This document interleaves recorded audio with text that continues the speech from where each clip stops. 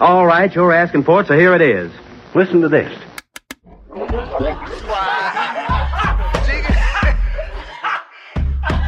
want you fucking laughing at we partners pod, kid. You understand? We in here drinking, singing, swinging, all that shit, dog. We sweating, getting wet, all that.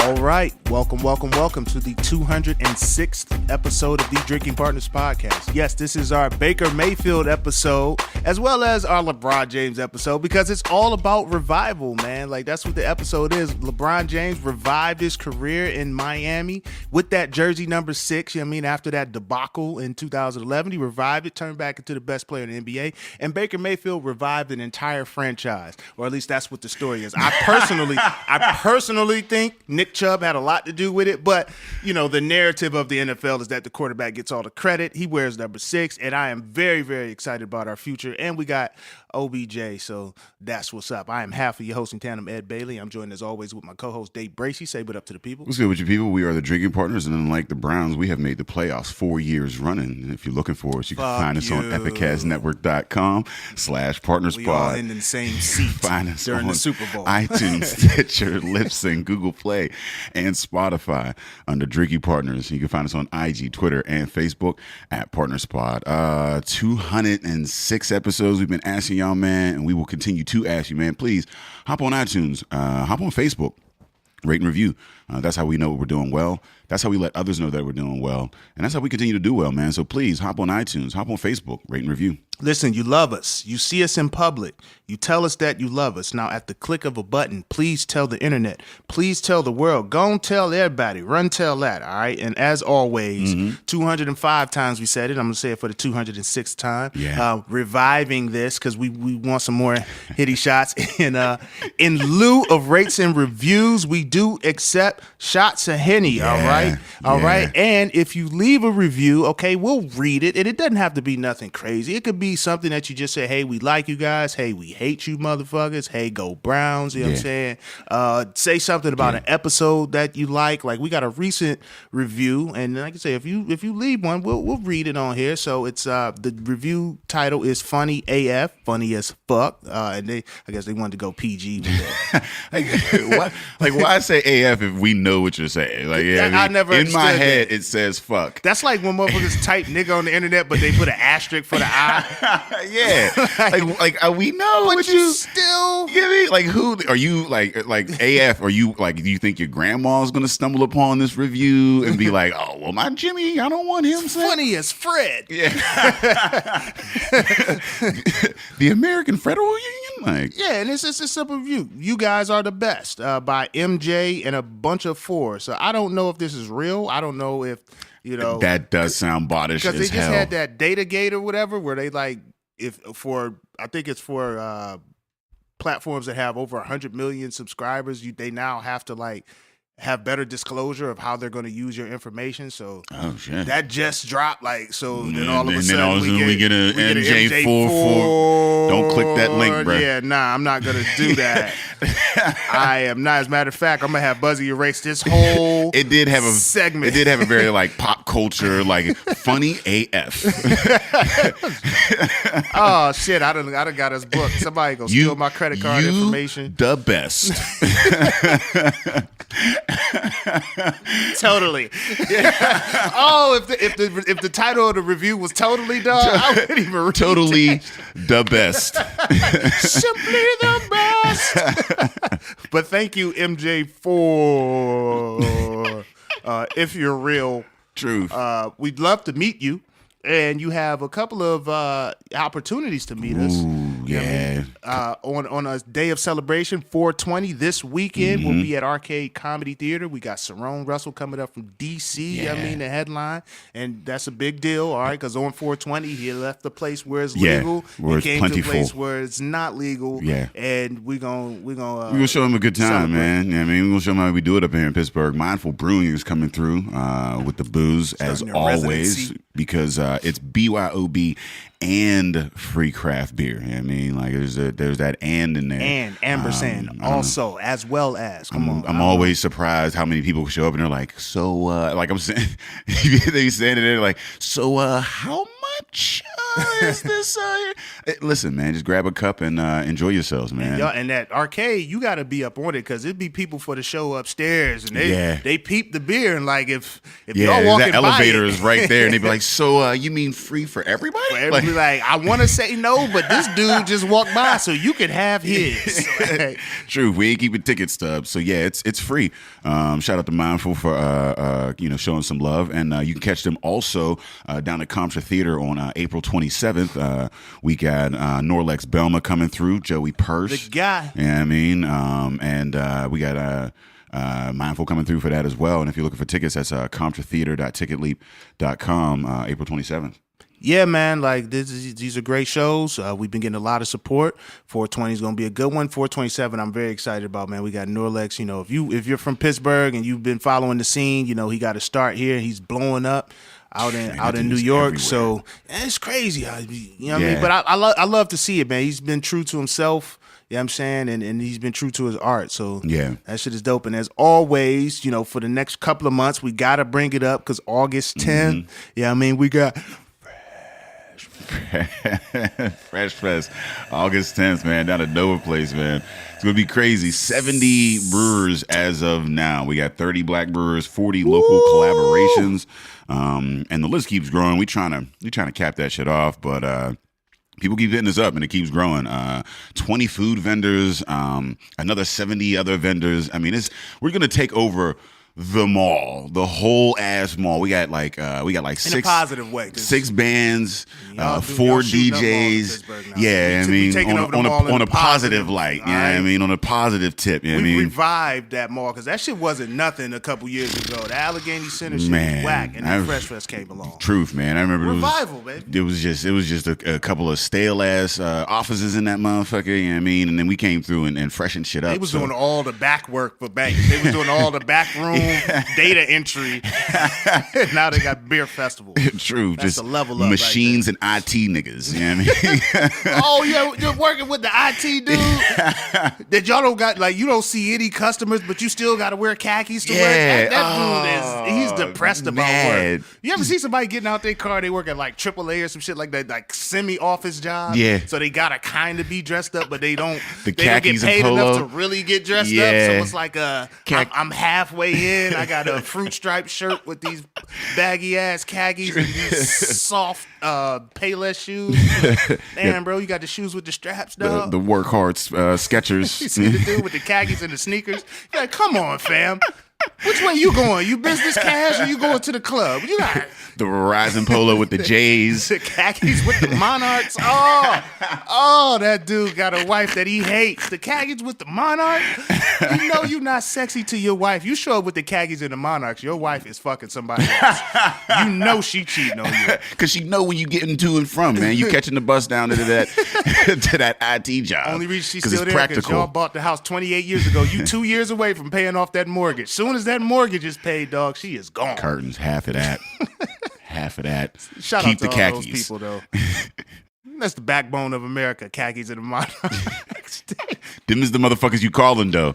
Them is the motherfuckers you waiting 15 minutes for. Them is the motherfuckers you giving your number to and waiting for, like, well, your estimated time of wait is. And they ain't doing nothing else. They not on another call. You call in, they be like, all of our customer service representatives are with another client. No, they not. They heating up their coffee. It's tying his Monarchs. They hold your account in their hands. He's Googling shit. Catching up on Game of Thrones and shit. Buying flowers for his wife at FTD because they got in an argument. You patiently waiting for that motherfucker, you know what I mean? So, Fresh Fest, man, August 10th. There's going to be hella motherfuckers down there. 3,000 people coming in. People from all over the country is going to be insane. You haven't seen anything quite like it in Pittsburgh. And we're looking forward to that. Freshfestbeerfest.com, man. So we've revived that. We've revived that space, and now we can get into our guests because that translates seamlessly into our guests. We have Jordan Robarge from Revival Chili. Say what up to the people. What up, people? Thanks so much for having me on. Hold on 1 second. Let's get you. We gotta get a what up to the people all over again. We got. I'm doing because y'all. I nailed that last name. This is the original. Like this is the first time I said the last name. Jordan Robarge from Revival Chili. Say what up to the people. What up, people? Thanks for having me on. Oh, the chili's so good it knocked out the lines. You know, we spilled some chili on the mic cord and that shit done burned it out. Oh, I think he back. Jordan Robarge from there he Revival is. Chili in There he the is. building. Say what up to the people. What up, people? Thanks so much for having me on. Buzzy just revived that mic cord. That's right. Y'all ain't gonna know what we giggling about when this shit come out. It's a day of revivals out this motherfucker. Back from the dead. I love how the name is just tied into so much shit. Look at Buzzy trying to revive our relationship. Like, I fucked up the mic cord, but I'm gonna give you beer. You know what? It's from the Buzzy fridge too, so you know that's some wild. The barrel age though, you gonna pull out the barrel age on me now on my dry month, this motherfucker. You ain't had to show me the can. It's fine. I didn't even want to put him out there, but you are the first podcast during the Dave Bracey Dry Month series. Oh, no. So We might have to reschedule this. I don't know about that. Welcome. Well, thanks so much. Thanks for having me on. I don't know if Dry Month means he's refraining from all All alcohol. I definitely broke the alcohol, but then there are other things. No, I broke the weed yesterday, so Okay. that was that. I realized that. What, 13 days? It was about Made it 13 days. Yeah, it was. I Less than 2 realized. weeks in. I realized that it wasn't doing anybody, not me, not the world, not my dealer. Like nobody was winning in that The dealer situation. was tight. You explained to the dealer, like, look, fam, I'm not going to re-up this month. I'm on a spiritual journey. He like, I'm going, fam. You didn't put this on your application when I became your dealer. You didn't tell me you was or prone to spiritual journeys. Nigga. Like, I mean, I got the. you should tell your dealer that, though, right? You should as a courtesy, you should let him know to re-up one less that month. Yeah, I mean, Every 6 months, I'm gonna be on some shit. What if I had baked some into this chili? Then what would you do about that? well, I mean, again, luckily I broke that shit yesterday because that shit was, or I'd blame it on the natural high. Like, oh man, that shit was so good. Well, luckily, 13 days in, you didn't give up on what you're doing, your passion, what you got going. So tell the folks who aren't familiar, tell them about Revival Chili, how it came to be. Yeah, definitely. So Revival Chili is a food truck here in Pittsburgh that we started about almost 2 years ago now. It was May 5th, 2017, and we launched the food truck. And the goal from day one was to employ re-entering citizens, people that have spent time in jail, and kind of give them a chance to succeed in a place that they might not have been given a chance. I mean, they can get jobs in food industry and that sort of thing, but a lot of the times they're like a dishwasher or something along those lines. So by coming and working on the food truck, you're immediately thrown into the fire in the sense that you have to both prep, customer service, do the cooking, and then the goal is to train them up on just general life skills and entrepreneurial skills, which can be applied across more or less all aspects of your life, and kind of get them back up to speed and leverage the other skills that they might have had, which might have landed them in jail in the first place, to hopefully allow them to increase their socioeconomic status in life. So you're like the you're the inspiration for Tracy Morgan's last OG. That's what you are, like, in the flesh. This is the last OG in the flesh. Like, we ain't even, so I would that's pretty dope. So your turnover is pretty like crazy. Like you turning people over pretty. Because like if you can manage a full operation, I mean, you write that up on the resume, right? That leaves you open to all types of jobs. However, the goal is that we could help them start a business. The so longest term goal, right? Or they can manage. So, for example, the food truck works really well. So you're immediately kind of thrown in the fire, as I said. Then if you train up to manage the trailer, you can get raises with that. And then if food is your passion, you can take over the trailer. So the guy I have right now, he was most excited in the fact that we have a specials board and he can make up specials and run them. So we do the chili, but most recently we've done pulled pork, chili quesadillas. We're talking about chili grilled cheese, other types of tacos, like steak tacos. Maybe throw a little. Hold on. Let's just pump the brakes a little bit there. So let's go back to this chili grilled cheese. How does this work? Is it in slider form? Do I like? No. So we so with the expansion. All right, I'm gonna back up like much farther. After running the food truck for about a year and a half, we bought Nancy's Diner, which is over in Wilkinsburg on South Avenue and Wood Street. We've rebranded. Right next to the busway. Yes, right next to the busway. The old train station that they're currently redeveloping as well. We rebranded to Nancy's Revival go in brand, and that has allowed us to really expand both our catering menu and the specials that we can offer. So we started doing a fish fry for Lent, for example, and we had mac and cheese one day and had a bunch of leftover mac and cheese, and we're like, all right, let's just bring it on the trailer and do chili mac, because why not? And we use like local bread, so Mancini's bread, which they got that nice like thick stuff. So we do grilled cheeses at the diner with that. And so, all right, we got all the materials. Why can't we just bring them on the trailer and do chili grilled cheese on the trailer? So those are where some of the inspirations are coming from as well. So you can actually like get a gig and then move around in that. I mean, like, it's not just like, all right, I'm gonna pay you to do this one thing, sit here and do that thing, and then just whenever you get sick of doing that thing, then I guess like, you know, go find a job somewhere else. Like, yeah, there's actual like development, workforce development. Yeah, that's the idea. We're still working on all of that aspects. I mean, with the trailer, I can only employ like 1 to 2 people on the trailer, and so that was kind of one of the main reasons to buy the diner as well, is wanted to increase the overall workforce that we can employ.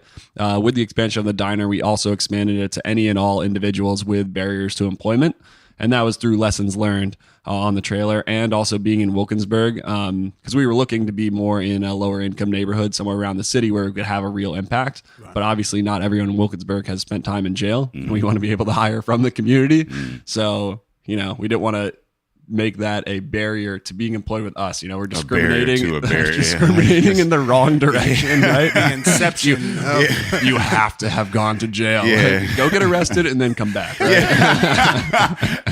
That would be the best job. Yeah, I remember like whenever I was in college and I was like, you know what I mean, I had a little like part-time gig, but like they wasn't giving me a whole bunch of hours or whatever. And like I went down to the welfare office. I was like, yo, man, like, can I get some like food stamps? And it's like, well, you're in college, so you kind of got to work 20 hours a week to get food stamps. And I was like, but like they're not giving me enough hours. They were like, well, It's tough. I was like, well, so but if I wasn't in college, you would just give me 20 hours? Yeah, it was, I mean, because it was like one of those work what do you call that shit? Babysitting somebody's kid. It was the like catering or some shit like that. So they would give me like maybe 5-10 hours a week just on some bullshit or whatever. And I was like, job, nigga. yeah, that's what I'm saying. Like, I'm like working with your auntie. I'm like, they're like, well, you got to come. I mean, I'm like, so but if I wasn't in college, you would just give them to me? They're like, yeah, and I'm like, so I should quit college to get food, is what you're saying. Yeah, I mean, it's such a such a the weird. The system is built to keep you reliant on the system in that so weird ass middle space. Yeah. Oh, I remember that the first college shorty that realized the food stamp hustle that you linked up with, like, oh, she get the stamps, because you at college, like if you a junior, you might have an internship during the summer, but like during the year, you don't get that bread. You might have a work study, something like. It was some shorties that used to get the food stamps. Yeah, they was the best ones. They had the food stamps and the textbooks. Oh man, what? The food stamp and the textbook? Girl, I want to marry you. Yeah. So what drove, like, what in your background drove you to this form of like business? Because I mean, I would imagine it's much more lucrative to just follow the old corporate kind of like, I mean, like definitely. Just hiring people to do a motherfucking job and then sucking them of their resources and energy and moving forward. Yeah. So I mean, in that sense, I might say I'm the classic millennial in the sense that I want to do something that is different, because that's what all millennials say, right? They want to be passionate about something. To me, what it meant was I grew up in Northern Virginia, pretty like affluent area. I was extremely privileged in the sense that I was able to like go to college pretty easily. I went to the University of Virginia. I was arrested during my first year in college for underage drinking and convicted of that. And I spent one night in jail, and I was like, whatever, like that doesn't matter at all. And I was an engineer. So of course I was like, oh, engineers is very well liked major. And I went to, when I was graduating, I applied to all the same jobs that my colleagues in the same major were applying to. And I did not get a single job offer, mostly because they would run a background check and I would get denied for that reason. I mean, they have a massive pool of applicants and they're like, all right, you're good, but you spent time in jail and this person is just as good and they haven't. That's crazy. And so that kind of like just little thing really opened my eyes to a whole world that I hadn't really seen before. And I was like, wow, that's just like underage drinking, which everyone does. And I got convicted, and I can't imagine what happens to other people that have spent more time in jail. So why can't and I? are hella darker. Like, that too. Hella darker. Yeah. Not just But darker. it's- Hella darker. But it's like, why can't I leverage my privileges or stuff that I was given almost and flip that around and help the other people that weren't given that from the beginning is kind of where I saw. And I entered into this program called Venture for America, which is like Teach for America, but for entrepreneurs. They put you at startups in developing cities, started by this guy named Andrew Yang, who is currently running for president. So shout out to Andrew Yang. On the platform of Universal Basic Income. If you haven't heard of him, Your UBI, man. highly recommend checking it out. But his reason of starting VFA is all 70% of college graduates go to one of 6 cities and work in one of 6 industries. And the industries are like finance, consulting, higher education, medical, like accounting and legal stuff. And so I was like, I don't want to do any of that anyways. I didn't get a single job offer from any of those, areas that I could get a job in. And so why not leverage my chili cooking skills to try and start a business? So the chili cooking skills, when did that come into play where you knew like, all right, I make really good chili? Because this is some good ass chili, man. Yeah, Like, we're actually sampling the chili Yeah, now, the- and this is gonna be the last question I ask for a while. So when did you know you had that shit? With the chili? So that actually the original recipe came from my fraternity in college, where it was the biggest event that brought the most brothers together. We would stay up till like 3 a.m. prepping the chili, then get up at 6 a.m. to start cooking the chili. And I would then take that home and I would do it with my friends because, again, it was like a total community thing. You would get together, you'd be drinking, smoking, hanging out, bullshitting, all that good stuff. And then you come up with a product that's like dank as fuck. And so then I started catering events when I graduated from college. The largest one I did was 200 people the summer after I graduated, with 3 different types of chili, pasta, salad, roasted vegetables, maybe some rice, I think. And that was kind of like, all right, I can do this. rice, throw something like that. Some rice. And it was like, all right, I could do this. Like, moved to Pittsburgh, worked for my first job here, and after a year, split ways with them because thought I'm young, I have 0 responsibilities right now. Why don't I give this a try and see what we can do? God damn, you're doing it. You're doing it, shit, man. This is fire. Like, So they are eating the spicy chicken chili. In my opinion, it's kind of like a sweet and spicy. It has a little bit of sweet notes at the beginning. It gets spicier later in there. It's about a 5 out of 10, I would say. It's not like too spicy. it's like but it still builds got- up a little yeah. bit, you know what I mean? It kind of lets you know, like, it's a little warm in there, you know what I mean? Like, but not crazy, you know what I mean? Like, Now, Ed, you said you didn't like spicy food really. Was that too spicy for you? It's not that I don't like spicy. I'm clearly, that plate is clean. yeah, that's good. Nah, He's about to be licking it. I ain't eat no lunch. You know what I mean? I knew we had chili on. I'm like, oh shit, I'm gonna go ahead and skip this sandwich. Skip this middle class sandwich. I definitely had a middle class sandwich yesterday, man. Oh, like a little Italian hoagie with this the middle class meats. Nothing crazy. No, it wasn't that boar's head. It was. Remember you graduated from getting the meats prepackaged to going to the deli? Getting a big thin step. I'm like, sliced. yeah, I want to get all of the surface area of this motherfucking meat right here. big step for me. Man. I'm like, let me choose my meat. Pause. Hey, well, then you got to come to the diner and try that out. We got this corned beef hash that we started doing once we took it over. We cooked the corned beef all ourselves and then slice it up, do the hash or do the Reuben. I had never had a Reuben before I bought this diner, and I now love Reubens. So What is a Reuben? yeah, what's the difference between that and corned beef? So you have the corned beef, but also you got the coleslaw. It's on rye bread. I believe it's That's Swiss. red man, rye man. It's a motherfucker right now. I don't fuck with him. Beer activated the spice. You wouldn't understand because you dry, but I drank some beer and it made it. It was Yeah, spicier. no, that's one of the, especially because like if it's a darker beer, like if you do like a spicy, and it's got like some cinnamon or some shit in that bit, and you follow it with that woke right there, bruh. See, I'm not. Ridiculous. It's not that I don't like spicy food. My body's a hoe ass nigga. Like my nose start running. I have weird spice side effects. Everyone's nose starts running. Yeah, Okay, that's when you know you getting some good shit in there. You know what I mean, like All that right, so clears maybe up I'm just okay. I didn't know. clears up your sinuses and shit. That's a good. I mean, that's that good winter shit. You know what I mean, like I'm gives very you, anal about my nose running because like we perform on stage and my nose will run on stage, and it's the most awkward thing for a comedian for your nose to run on stage because I don't know what to do. I can't all in the microphone. That sounds weird. I can't just wipe it, but then like if it gets caught in my mustache, now I'm looking at the person in the front row like, do you notice this snot in my mustache? that is a weird ass position to be in, like, because like I mean, all your cadences and all that shit, you got to like pre-plan like some stage like theatrics just so you can kind of like be like sniff your That could nose. derail a comedy special. Like, imagine if Chris Rock was shooting a special and he had in the middle of it, like they would have to go shoot again. He'd have to book another Madison You gotta Square ben- Garden. you gotta Benadryl that shit. You up gotta before get come on up with a stage. joke around that then.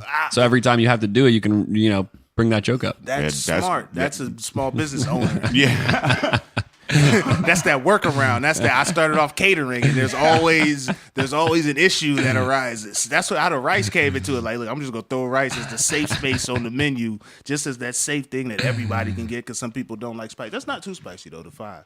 I'm interested in this restaurant. So the restaurant had been in the community for a while, right? It had been there Yes. for several decades. So how was the response when you came on? How aware were people of the philanthropic aspect of what you were doing? Well, I guess it's philanthropy. Yeah. So it has been around for 44 years now. And we were definitely very nervous about that. Luckily, it had changed ownership before. The people that we brought it from bought it 4 years ago, approximately. And it had just been closed down for about 6 months. Nancy was going through some health issues, and her family had either moved away or didn't really want to do it anymore. So luckily, the community had kind of already experienced a change of hands. And so when we bought it from them, they were really nervous at first. That's for sure. They came up with all these like grand ideas of what we were going to do. Like, oh, you're definitely changing it into a chili joint. They're going to just like gut the whole place and turn it into something else, like all this different stuff. But we kept running it exactly as it was for the first 3 months that we were there. We kept the same menu, same staff. We just kind of changed in. And my partner says it best. He's like, I felt more of like a caretaker of Nancy's than like an actual, like the new owner. And then we shut down for Christmas and New Year's, about 2 weeks. We repainted the place, spruced it up, cleaned it up a little bit. We changed the menu. And that's when we rebranded Nancy's Revival. And it still was like very subtle. So like, for example, the big sign out front said Nancy's East End Diner before, and we repainted it to just say Nancy's. Because like, think about like Pamela's, right? It's Pamela's Diner, but nobody ever says Pamela's Diner. They just say Pamela's or something along those lines. So if it's known as, it's known as Nancy's anyways. And it's just like, only Google. Like, Right. we've arrived to Nancy's Diner. right. And so during that first week, when we painted up, everyone noticed that immediately. We redid the menu, and then there was a few articles released across the city. And that's when people like truly realized like, okay, these guys are not changing it. They are keeping it the exact same, just adding their own little, revival flair. And so there was a really, really positive response from that, just for the fact that they knew it wasn't going to be like upended and completely changed to be something that they never had seen before. I respect that. Y'all didn't, when in doubt, pull it out the people. That's good. switch the whole mood. I had a homie who tried that shit. It didn't work. It doesn't work. It never works. I mean, you see, like, so my girlfriend works for Thrival Innovation Music Festival, and they have a lot of big media partners. And she was like, "Oh man, this one guy would have just completely eaten that story up. Like going into a place like that, and some people that do gentrification type things, right? You just the climate of the city, right? And you, oh, I know what's needed here, right? Like that would have gone over so poorly, and like we didn't want to do that anyways. I mean, the best like when I was looking into restaurants, it was starting. I mean, I already knew starting a restaurant would be hard, clearly, but actually like changing people's habits and what they do every single day by plopping something new down and be like, all right, you should change your habits completely and come to my thing versus coming into something else that already has a consistent customer base. And even on a bad day, we can expect at least 3-4 regulars plus a lot of other walk-ins that come in a couple times a month or whatever, what have you, in the community. I mean, that's really what allows us to keep going as a business. So it turned out much better than we expected. And for example, I'll just give you one stat. We had our best day ever about a month ago, which was better than any day the previous owners had ever had in their 4 years of existence. Okay. Well, congratulations. They mad they listening to the podcast because they was waiting for you to fail. Like, they wanted you to fail. Oh, man. They wanted us to fail so badly. You motherfuckers gonna come in and make chili? That shit ain't gonna work. Yeah. Motherfuckers don't eat chili in Wilkinsburg. Fuck out of here. Hey, man, he's watching you thrive at the crib, just mad. Like, I told you we should have put chili on the menu. Pancakes and chili work. I'm telling you, man. No. Chili and waffles.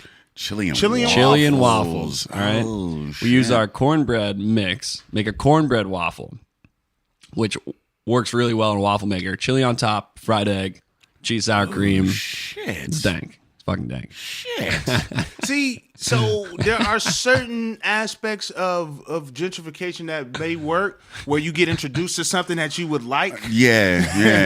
Because I don't know, just no spin. mom and pops that's gonna do a cornbread waffle. Yeah. With the chili on top. I'm saying that's our ticket to diners, drive-ins, and dives right there. Yeah. Chili and waffles.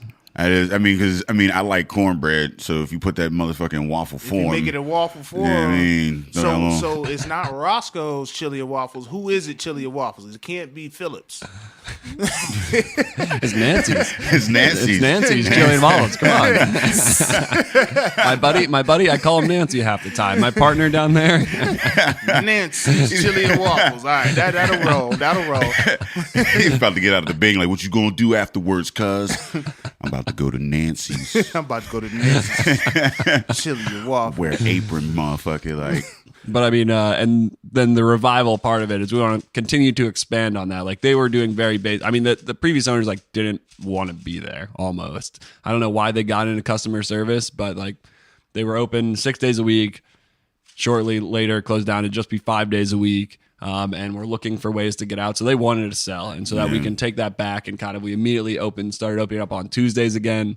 We just put up signs that we're going to start increasing our catering menu, our catering options as well, because they weren't doing catering before. We had our first breakfast catering this past week, every single day last week. It went over really, really well. So different things like that where we can continue to expand, maybe increase the hours a little bit. So we close by 2 every single day right now, but we just did the fish fry for Lent, as I said, and we're actually continuing that. Moving forward, we're just going to stay open until 8 p.m. every single Friday. BYOB, fish fry. I got that's the new shit. Like, look, everybody that caught the DP show, everybody on the BYOB. We want parts, man. Motherfuckers is putting BYOB on all types of shit. Because we was doing BYOB comedy shows, they ain't know nothing about it. Now you got BYOB church services. I definitely, my sister had a baby shower in the church, and I definitely brought my own beer. That's all I'm saying, man. I definitely BYOB. Hey, you ever been to a BYOB christening, dog? You just pour a little bit of your shit in the water. You gotta be careful with that shit. Motherfuckers will bring their own baby and be like, "Oh, I thought I was next." Like, got a whole line of motherfuckers like that been sinning the whole time. Bring your own baby, right? Yeah. Dudes been trying to do the BYOB dates now. Like, yo, I'm gonna pay for the movie ticket, but you talking about drinking? It's on you. Yeah, well, see, that's why they come to it. But see, and that's what's dope. Yeah, you know what I mean, because you could BYOB a whole ass night. You could BYOB a nice like dinner. You know what I mean? Come to a revival, you could look at the menu before you even get there and be like, all right, well, what pairs well with a chili waffle? You know what I'm saying? I mean, bring that to come through. And then after that, you could BYOB right down to a motherfucking drinking part of the show, right down the street at Arcade. You know what I mean? Bring that same old, you do what you brought. You brought a 12-pack. All right, you got 6 here, you got 6 there. It's an Uber. You know what I mean? There's an Uber right there in betwing. I mean, BYOB that whole night. Getting in an Uber with a half-empty box of brew is crazy.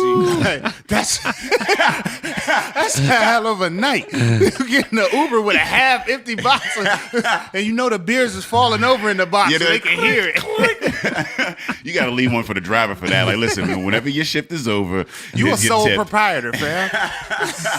One of my buddies. We were at my buddy's house the other day, and this kid rolls up with a bag of beers. He's like, I felt weird carrying the case in the Uber. He's like, I felt weird carrying the case in the Uber, so I put them all in a bag. I'm like, a giant what? Eagle bag? Yes, you exactly. felt at least in the box. You knew you bought that box. Like I bought this box and I drank the other beers. You bring it in a giant Eagle bag. Them is just like them might be leftover party beers. Like Did he double up on the bag? No, it was ripped. It was already ripped when he got there. Singular plastic. I was just bag like, with what the are you beers? doing? man, he's living on the edge. He wanted to get disassociated with the team. He thought he was gonna find Jesus in that building. He He got needed a revival. disassociated with the team.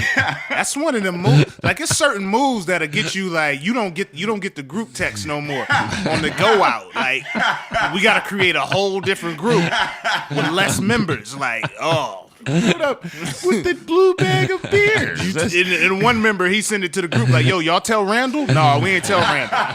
First of all, his name is Randall. Nobody tell Randall. Man. Got a mix six of icy light flavors. Like He brought a giant Eagle bag of beers, fam. Can't go nowhere with a bag of beers. come on, man.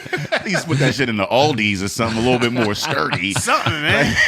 The Aldi insulated bag or whatever. Yeah, you know what I mean? Let me know you care. You care. You don't care nothing about the temperature of the beer. Nothing about the temperature or nothing, man. I mean, like if you think about it, like, and growing up, you carried everything in Giant Eagle bag. I done went and stayed in my aunt's crib many a nights with a Giant Eagle bag. Yeah, like, that was luggage, man. The Giant Eagle bag was my luggage. But then I grew through up. about junior year of college. Then I grew up. Yeah. And I grew up. You know what I'm saying? Like I never was in college and went to Shorty Dome with the Giant Eagle bag with my drawers in it. You can't even be discreet with that bag. Nah, you gotta. Why you bringing? Get yourself a book bag. Why man. you bringing a change of clothes? Yeah. I didn't know.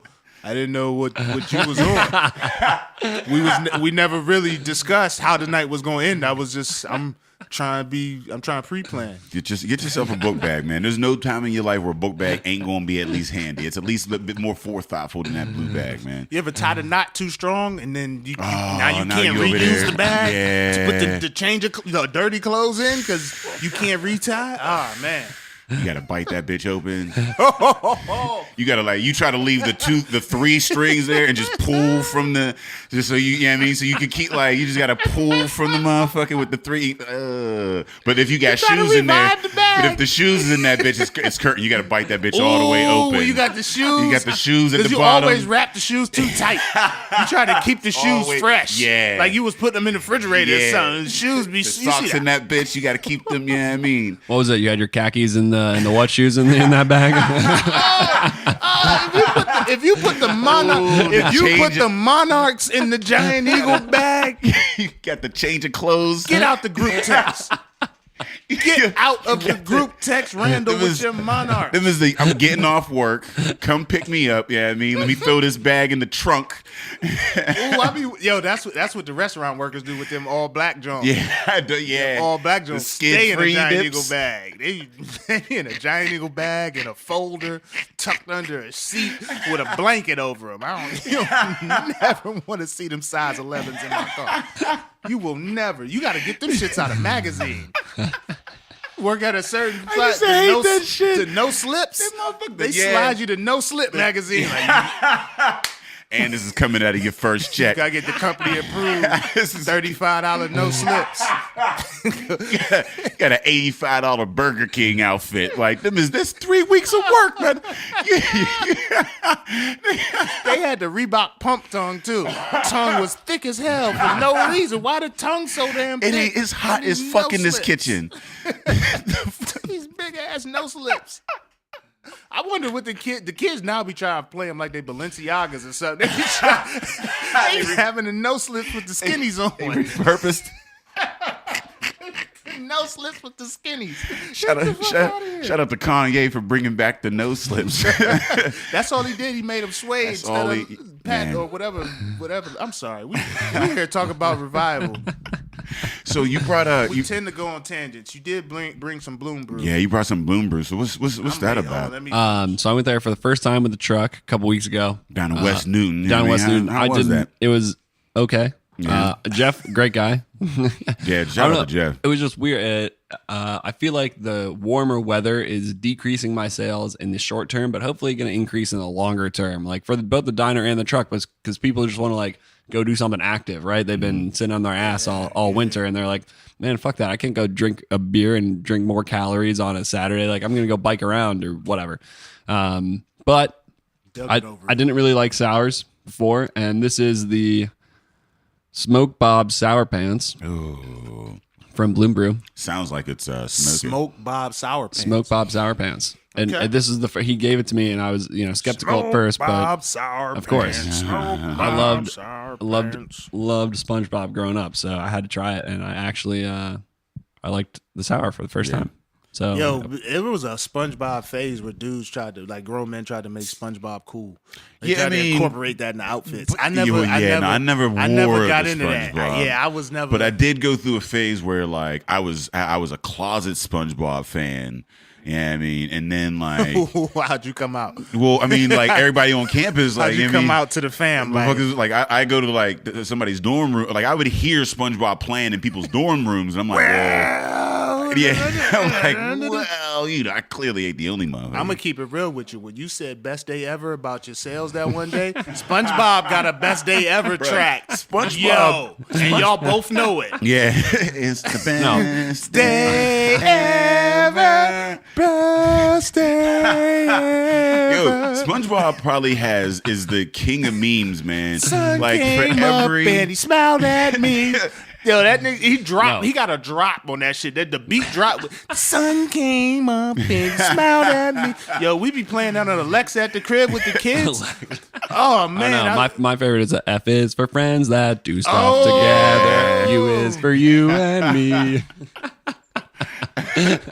Yeah, no, That is my jam. I'm waiting for the little SpongeBob to go ahead and just come. Some kid go come out and be little SpongeBob, little sponge, all melodies, and I'm getting that album. That shit goes. Put out a SpongeBob 12-track joint. That'll make road trips fun. I got 2 kids, man. Yeah, I'll throw in a 12-track SpongeBob in a minute. Yeah. That best day ever drop, bro. My whole shit. I get real productive early in the morning. Yeah. Sun came up and smiled at me. I'm like, shit.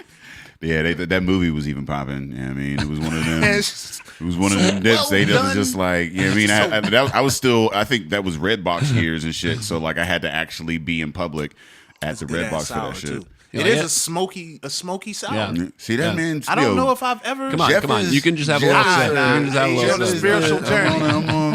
He on the spiritual journey. Jeff is the king of sours, man. I mean, that A dude. smoky sour. Like, I have you had one before? Yeah. Okay, from you had Jeff. it. Okay, you had Like, this one. yeah. Okay.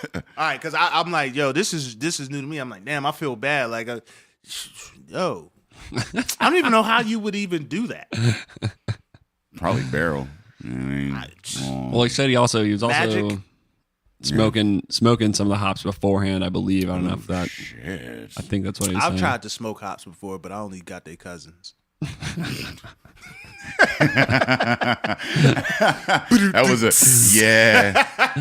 That was a cerebral, like, that was.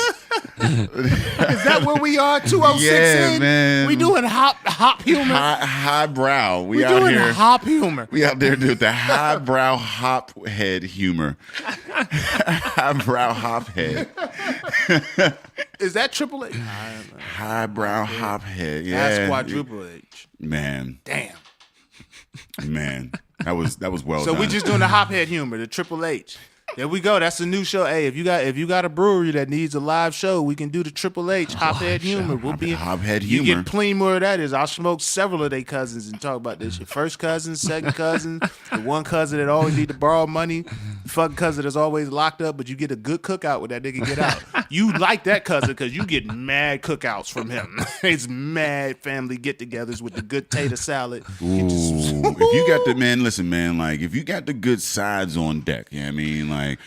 I'm gonna riff off that real quick. Homemade hush puppies at the diner for the fish fry and homemade halushki are both just The halushki though, see, Bomb. I wasn't even put D with halushki until I was a grown ass man. Like I want to say like maybe like 5 years ago, motherfuckers were handing me a bowl of some noodles and cabbage because I've always been a cabbage fan, and I've always been like a egg noodle kind of butter noodles and whatever. I mean, good cabbage. Yeah, I mean, when you put them midgets together, it's nice and buttery and peppery in that bitch, like, woo, as a side. Man, cabbage is one of that's got to be a top 10 underrated food. Yeah, it doesn't is. get enough Totally respect. The texture, the flavor of that shit, man. Because it's like The texture of the cabbage is key. It is. I don't want to be eating Doritos. Yeah. I mean, like I didn't raw even, ass cabbage ain't the way. You know what I mean? But it turns sweet. Oh, it turns yeah. sweet, like as it ages a little bit. Like it's like lettuce's motherfucking like what lettuce wants to be. Like, you know what I mean? Like lettuce is failed cabbage. Cabbage is cabbage. What lettuce wants to be. Yeah. Like that shit is fucking delicious. Like you don't invite lettuce to the party. Wants to be. like lettuce is cabbage's ugly friend. You know what I mean? Ooh, yo, that should be man speak. Yo, fam, get the lettuce. That's how you ask your man to play wing. Yo, fam, get the lettuce.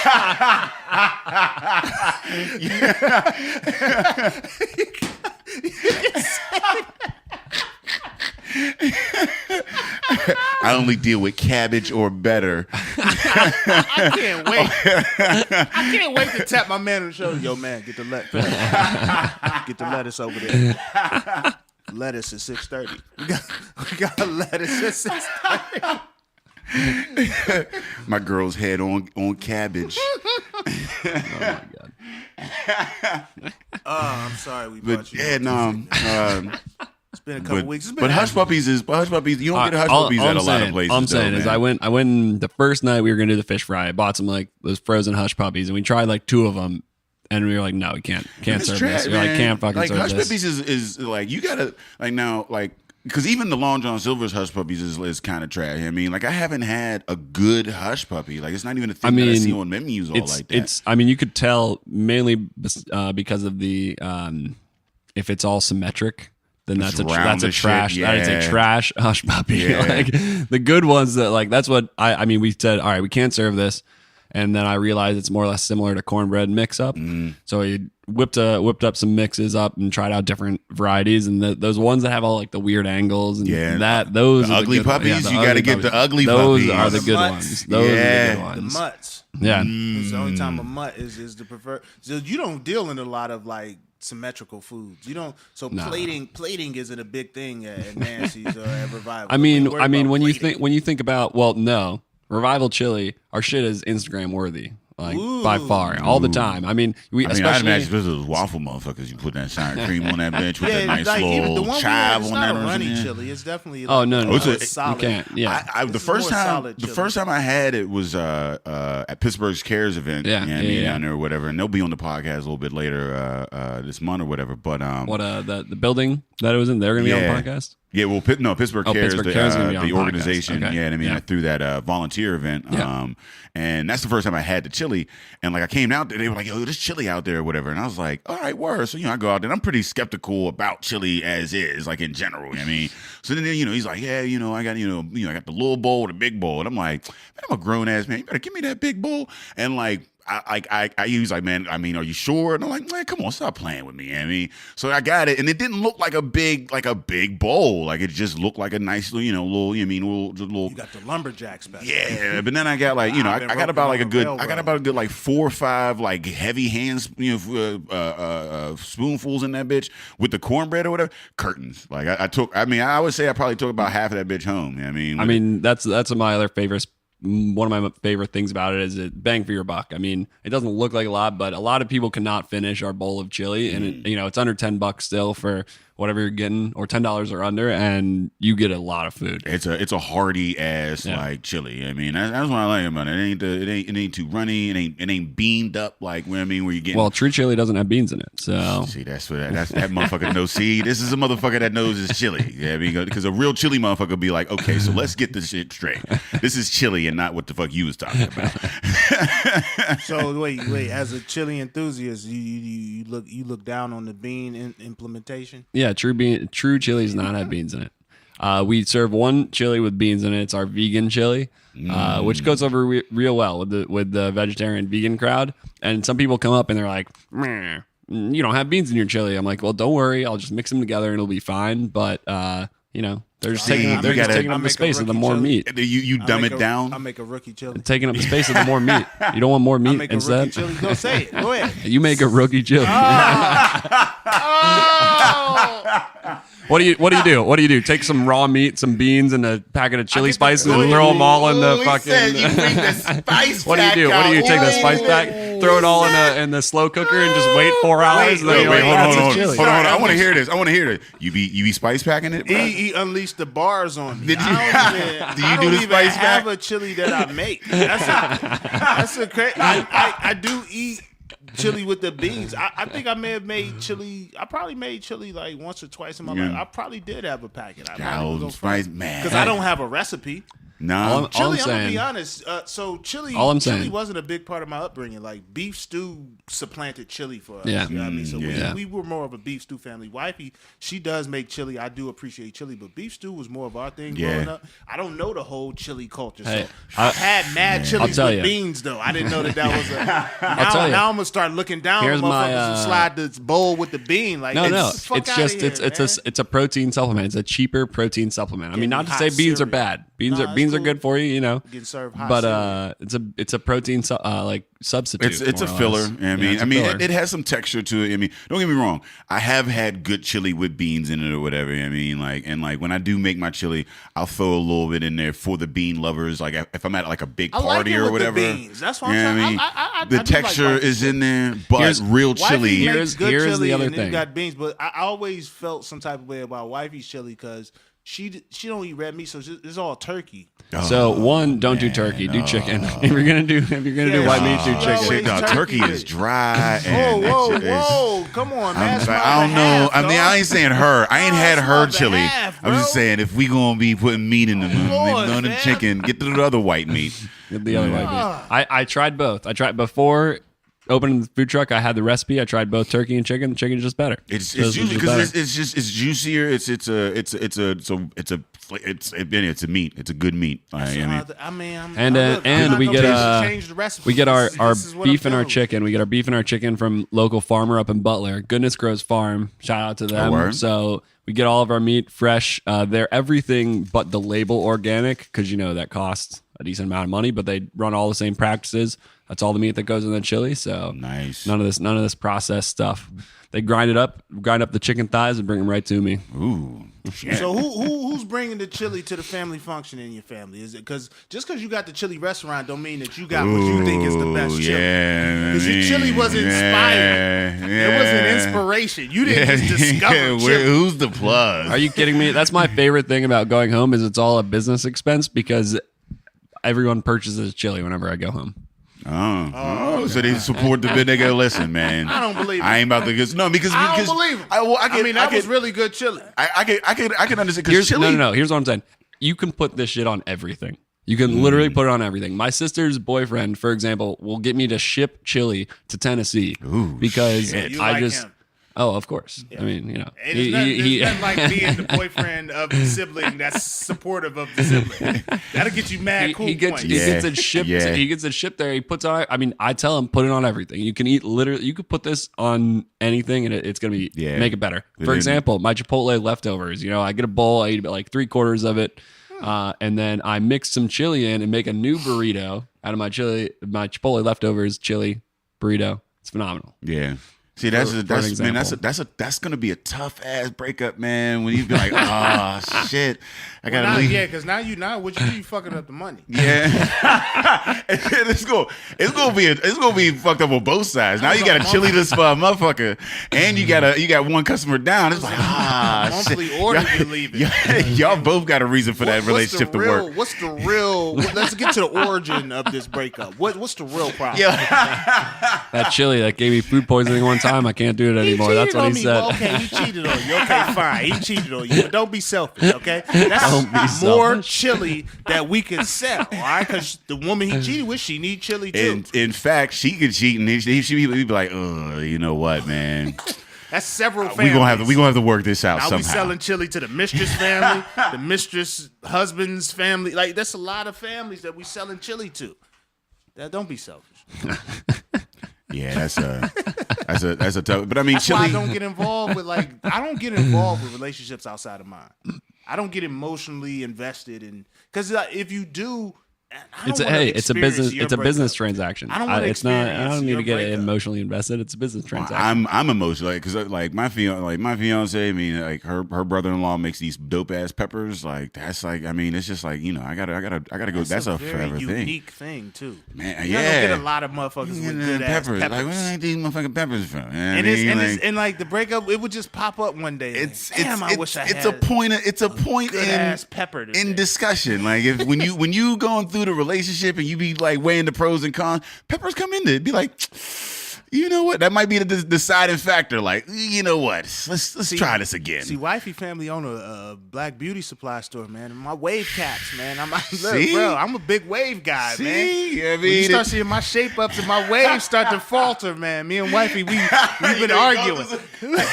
when the waves is loose, you be like, is everything good at home? Me and wifey get to argue. My whole physical appearance look different. I be looking shabby. I be dusty to the motherfucker, man. She cut the wave cap supply off. Oh, the do-rags. I don't get the do-rags. You ain't got none of them essential oils for the beard. You know what I mean? Like, and I got. What are you talking about? You just use water. He got mixed hair on his face. His hair is mixed on his face. My shit is made straight pubic hair on my face. My shit is look. You don't want to see me in the morning. Plus, wake up, wifey is the plug for all of the black yabbies. So like, yeah, I mean, all of the supplies bro, I wouldn't have and nowhere to go. Me and wifey. Black Wall Street. I'm at the point that we can't like. I met your lady earlier today, but me and wife, we can't. There's no way for that to cease. Like I'm shit in the city. Shit, man. That puts shit on the friendship because if that were to, I'd just be like, listen, man, we cool. But that's breakup. Ain't nobody gonna be looking at me the same. I can't go in no black establishment. Hey, nigga, you couldn't do cocopreneur, right? You like, well, fam. But I'm a man. No, they were like, nah, bro. Nah, bro, I'm on her website. I can't side with you. She gonna pull my listing. It's a different drinking partners. I gotta tread lightly walking in. They gonna have to break up with me too. Like, hey, look, fam. Is it cool if me and Ed do a podcast this weekend? You know, nothing between us. He gonna cut me off. Like, look, man, I need that source. Fresh, man. Like you need some consultation, and she not willing to give if you on the bill. So you want to do some back office work. You want to volunteer. You gonna have to whisper Fresh Fest a little lower. Look, when we podcast, just text it. Buzzy will take a picture of your phone.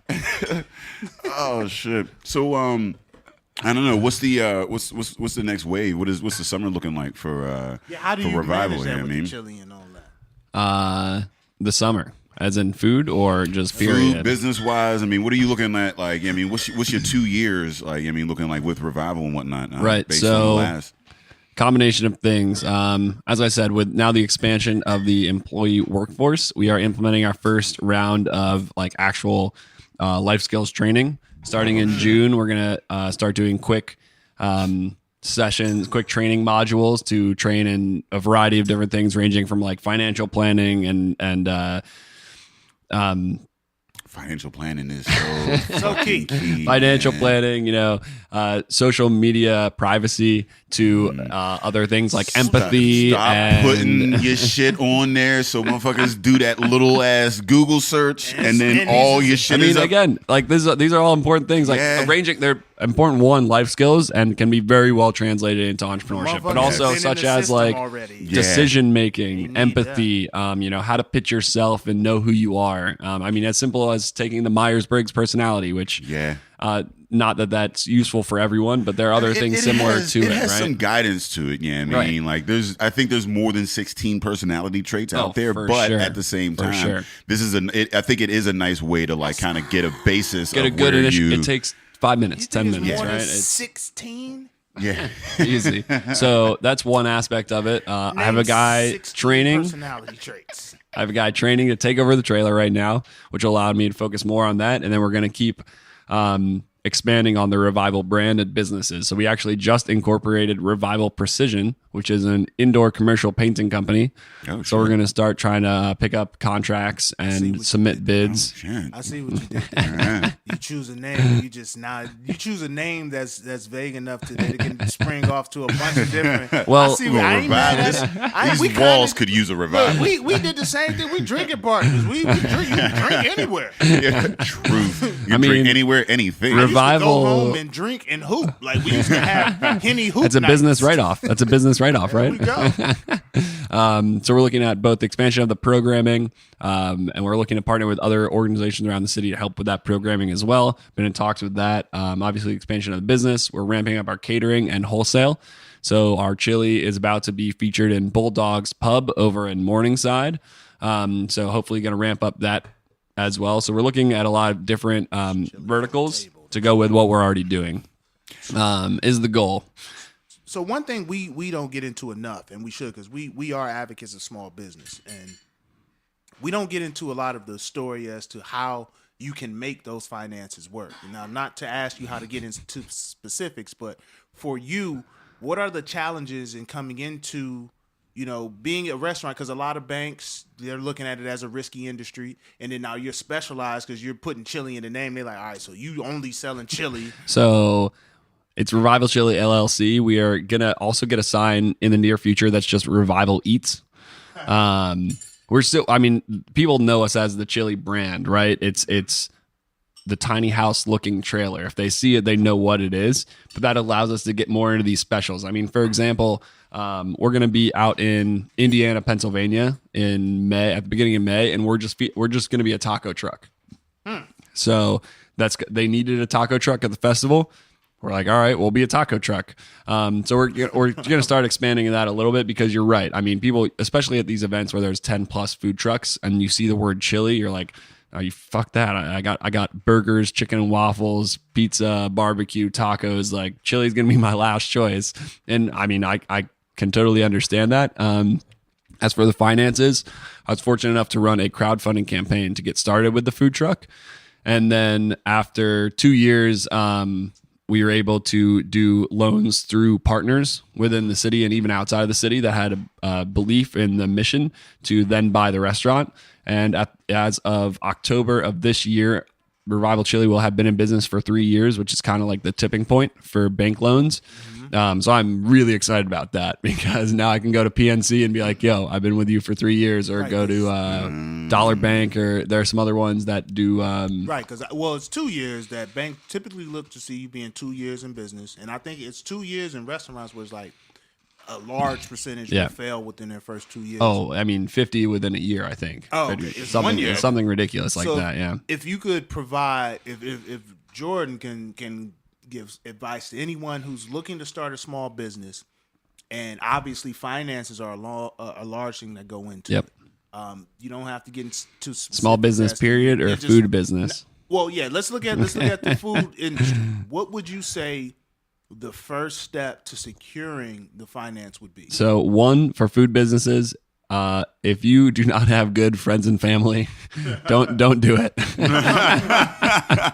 Just don't do Boys it. are screaming, don't do it. If you do not have good friends and family, don't do it. I have been extremely fortunate. I knew the risk going in, but like it was way worse than I even had thought. The amount of, cuts that I've taken personally, which fortunately I have the ability to do that. I don't have any kids. I don't have a wife. I don't own a house, like all that stuff. Well, tell them, like, look, if you're going to start a restaurant, don't have any kids. Rule number one, wrap it up, B. Don't condoms. You can get some cheap condoms, just pull out with them. Yeah. Exactly. Starting a full business, I mean, you have to be ready to be in that mentality of I'm going to work every single day, all day, every day, and not get paid anything for it. Like that is the biggest mentality that you have to have. Tell them.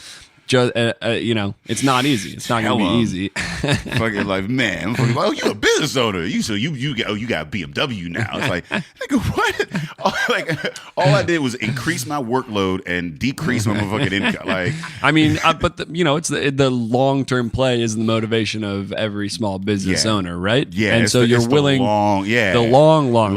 Yeah, it's the long. Okay, so being willing to make those sacrifices, right?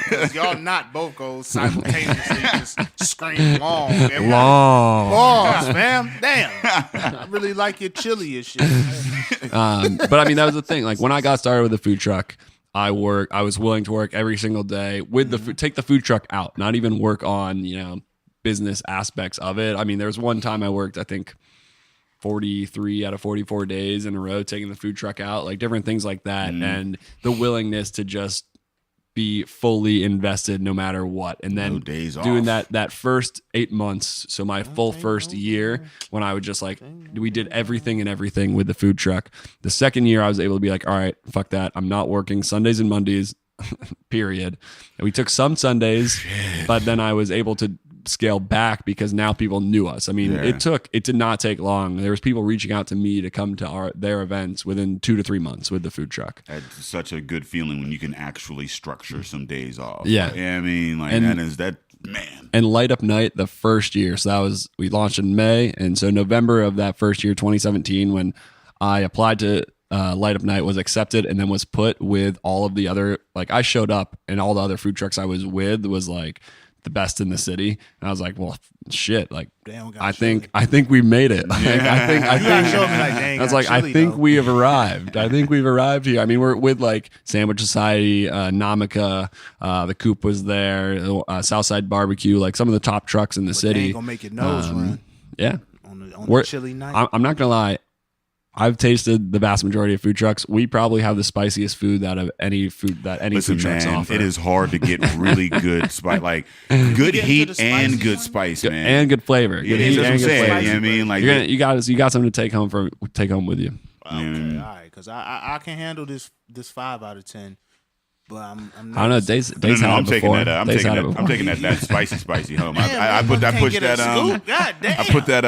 that fucking brownie chili in it last time. Years, you can't get a scoop. No, you ain't even going to appreciate that shit, man. Oh wow, I ain't gonna appreciate it. All right, well I'm gonna give you I'm gonna be the motherfucker crying when I eat it. That's you do. Have you ever done something for somebody and they cried? They appreciated that shit. Now I'm not crying voluntarily. I got one other thing to add to that. Obviously, be invested. Most small businesses are invested. The other biggest technical skill that I would say to take away is get good at cold calling. Ooh, shit. That's a tough skill to master. That is hard as fuck. I know it's hard, but I'm gonna say get good at cold calling. Watch The Wolf of Wall Street. What I did, for example, was I followed every other food truck in the city on Twitter. I saw where they were going every single day. I made a list and I just Googled that. You're at Ansys, which is some random ass corporate office, trucks. Right? No, they have food trucks every day or not every day, once a week for lunch or whatever. And I just cold called the front office. Hey, I'm a food truck. Are you interested in having us out? Sort of thing. What days do you have available? Because my calendar's empty. Let me come out that day, right? And so it was small things like that. So get good at cold calling. That actually, I used to cold call for a living, with the call centers and shit like that. And then, we do. But that's one is it's tough, prideful. You'd be it's hard as shit. Terrible. But then just now thinking about it, I didn't even think about it like that. Just finding folks and just being all right, yo, I see you're already doing something similar to what. Why not? Follow that path of success kind of thing. And that's That's a jewel right there. I like that. Well, yeah, I mean, a lot of Major small key. business owners won't look at it, look at the cold calling aspect. But that's if you a new business, Look, you cold calling. If you need revenue, cold calling is like That's even what if you if do. your return is 10%, that's phenomenal. That's 10% That that is you didn't phenomenal. have access to right? before you made that call. A lot of motherfuckers feel like oh, I'm doing it. Like a lot of people have their mentality like if you do it, they will come, and that's just not Because how if you life build works. it, they will come. I don't know where that shit came from, but that shit was in the larger context for a while. Field So, of Dreams with a very fucking terrible actor. let the people know where they can cold call you, where they can find you. Instagram, revival_chili, Twitter, revival chili, revivalchili.com. We also got nancysrevival.com. You can find us on Facebook, Revival Chili, or Facebook, Nancy's Diner, Nancy's Revival. Or you just Google Nancy's Diner or Nancy's Revival or Revival Chili. We take up the whole first page. Nice. Search They let engine optimization. Any of that. All the hustling Our Joes. full schedule for the food truck is on revivalchili.com. Yeah, it is. Which I'm surprised. I don't think any other food trucks really do that, which I don't know why. But it's the first thing that pops up. It's like, where will they be for the next month? Well, you expect people to care where you are. You gotta speak it into existence. Exactly. Motherfuckers will find you. Like a lot of food trucks, I would imagine, think that most of their sales are based on osmosis. Like you're here and I'm here. Whereas you like, nah, I'm gonna be here. If you want me, find me. Yeah. One other small story, and people might not listen this far in, but Why they ain't gonna listen? hey, I'm just saying. We're likable individuals. You know, you're likable individuals, but I'm not. So, there's at 1400 Penn. It's outside the Art Institute of Pittsburgh. Where they have food trucks like quite often, and I was going there when we got started with the food truck. I went there a couple months, and one day I decided to sit down for an hour, and I Googled every single business in that area and called all of their offices and said, give me the email for someone that can email out to the whole company that we are going to be here. I created a small email list. And so the day before we went, the next time I sent everyone, we're going to be here tomorrow. Here's our menu. Send it out to everyone that you can send it out to. I doubled my sales. Shit. See, So, that's what just an Datagate example. is against. Just an That's the example. Datagate I talked about. They gonna come down. They gonna come down to Revival. Like, fam, you just sending out these emails, motherfuckers we ain't asked for. I'm just saying, like, as you said, they just expect osmosis. Like, Yeah. if whatever small business you're doing, I mean, if you take the time, I mean, that took me an hour, right? If you're going to take that small amount of time, it can so vastly increase what you can do. Because people be looking for anything at the workplace to break up that day. Yeah. So if I can go to a food truck that's a different flavor, I'll look forward to that at the workday because that breaks up the monotony of I did this Monday, Tuesday, Wednesday, Thursday, Friday. But yeah, that's just good, man. Keep hustling, bro. We appreciate you. We appreciate your chili. Dave, let the people know where they can find us. If you're looking for us, you can find us on epiccastnetwork.com/partnerspot. You can find us on iTunes, Stitcher, Libsyn, Google Play, and Spotify under Drinking Partners. You can find us on IG, Twitter, and Facebook at PartnerSpot. Hey, man, we want to thank Jordan for coming through, man. If you haven't had Revival Chili, please, man, get out there, go on their website, check the dates, whenever they're gonna be close to where you are, where you go be. You know what I'm saying? Get something. This shit's good as hell. There's a whole nother variety that I haven't tasted that I'm gonna get into. It's gonna help me get through the second podcast. You know what I'm saying? And I just want to take time because a lot of the message that you had, a lot of the jewels you dropped, man, they reminded me of my boy Nip, man. Shout out to, you know what I'm saying, rest in peace to Nipsey Hussle, man. Sure. I've been a fan for years. I've been a fan, since he dropped the song with Lloyd back in like 2010, you know what I mean? And the last time we were here podcasting 2 weeks ago, man, like I went home to the unfortunate news of his demise, man, and just his message of hustle, his message of self-worth, his message of build up your neighborhood, man. See value in where you from, man. Like don't ever take, you know what I'm saying, what people say about y'all for what it is, man. You got value. You are what you are. You a business yourself, man. And that's a legend that I got to see like really elevate, you know what I mean, and didn't even realize what I was watching, you know what I mean? Like I've been a Nip Hussle fan for real, you know what I'm saying? And just watching the love and the outpour of like just respect for this man, since the unfortunate events, like it's been crazy because I've seen it. You know what I mean? I knew it. I realized it to a certain degree before, but like then seeing how it touched everybody else, man, bringing gangs together, you know what I'm saying? Like he got in front of his own store, like this shit is crazy, man. So it's life is too short to play around. Like you are worth it, man. man. Like, understand your worth. Take some of the jewels from Nipsey. Take some of the jewels from your local guy, Jordan, man. Like, he out there, he hustling, man. Hustle and motivate, you know what I'm saying? Take no days off. All these are things that Nip put in his music, man. So let's keep that shit going, man. The marathon continues. As always, Drinking Partners, we a marathon. This is episode 206, you know what I'm saying? So you hear us all the time. You hear us every week. As always, Drinking Partners is the crew. Epicast is the family. And we out.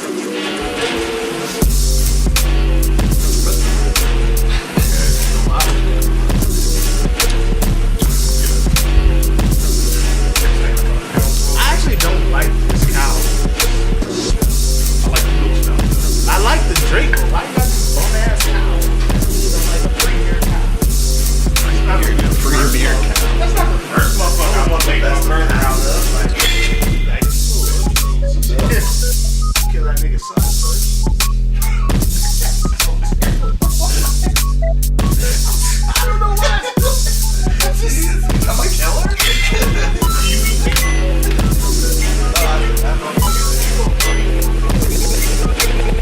Epicast.